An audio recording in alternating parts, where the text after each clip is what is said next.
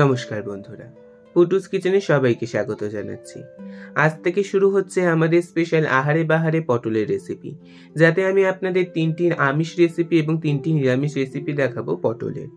আজকের প্রথম রেসিপি, আজকের রেসিপিটি নিরামিষ। তার জন্য দেখতেই পাচ্ছেন প্রথমে আমি বেশ খানিকটা টমেটো কুচিয়ে নিচ্ছি। টমেটোগুলিকে এরকম রাফলি চপ করে নিলেই হবে। কুচিয়ে এগুলোকে সাইড করে রেখে দিচ্ছি। নিয়ে নিচ্ছি আমাদের রান্নার হিরো উপকরণ পটল।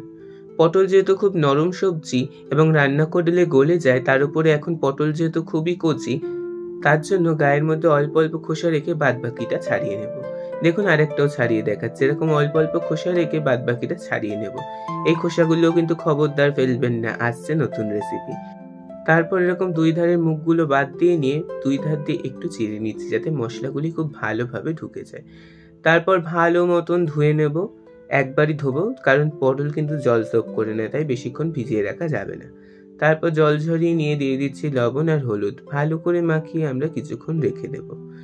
পটলগুলিকে মাখিয়ে রেখে দিয়ে চলে যাচ্ছি তেল গরম করতে কড়াইতে। কড়াইতে ভালো করে বেশ খানিকটা তেল গরম করে নিয়ে একে একে ওর মধ্যে পটলগুলি দিয়ে আমরা ভালো করে ভেজে নেব, লাল লাল করে। পটল দিয়ে যেহেতু জল ছাড়ে, তাই হাই ফ্লেমে দিয়ে একটু সময় নিয়ে একটু ধৈর্য ধরে ভাজতে হবে। এরকম লাল লাল করে ভেজে আমরা তুলে নেব। তারপরে ওই তেলের মধ্যেই আমরা অ্যাড করে দিচ্ছি সামান্য পরিমাণ একটু ঘি, যাতে খুব সুন্দর গন্ধ আসে। ফোড়নে ব্যবহার করছি 2টি তেজপাতা, সামান্য পরিমাণ গোটা জিরে আর হিং। ঘি আর হিঙের যুগলবন্দি কিন্তু নিরামিষ রান্নায় ব্যাপক লাগে। ফোড়ন ভাজা হয়ে গেলে সেই কেটে রাখা টমেটো, আর টমেটো যাতে তাড়াতাড়ি নরম হয় তাই একটু দিচ্ছি লবণ। টমেটো নরম হয়ে গেছে, দিয়ে দিচ্ছি 2 টেবিল চামচ পরিমাণ আদা, ধনে আর জিরে বাটা। আপনাদের কাছে গুঁড়ো থাকলে ব্যবহার করতে পারেন, কোনো হেরফের হয় না, কিন্তু বাটা মশলার স্বাদ বেশি।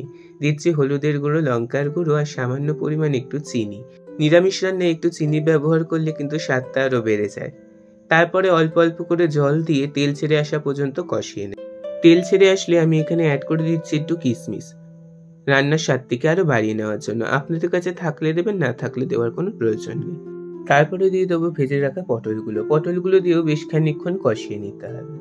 কষিয়ে নেওয়ার পর দিয়ে দেবো খানিকটা গরম জল। যেহেতু এই তরকারিটা একটু গামাকা হবে, তাই জলের পরিমাণটা খুবই অল্প ব্যবহার করছি, জাস্ট পটলটা একটু সিদ্ধ হওয়ার জন্য।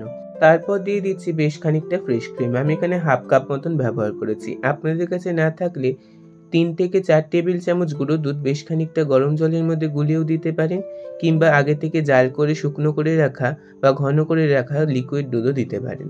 একটু গরম মশলা দিয়ে ফুটিয়ে নামিয়ে নিলেই তৈরি হয়ে গেল আজকের আমাদের রেসিপি ক্ষীরোদ পটল। একবার এই রেসিপিটি বানিয়ে দেখবেন, আমি কথা দিলাম একবার খেলে বারবার খেতে ইচ্ছা করবে। আজকের এই রেসিপিটি যদি ভালো লেগে থাকে তাহলে ভিডিওটিতে একটি লাইক করবেন আর চ্যানেলটিকে সাবস্ক্রাইব করে পাশে থাকবেন।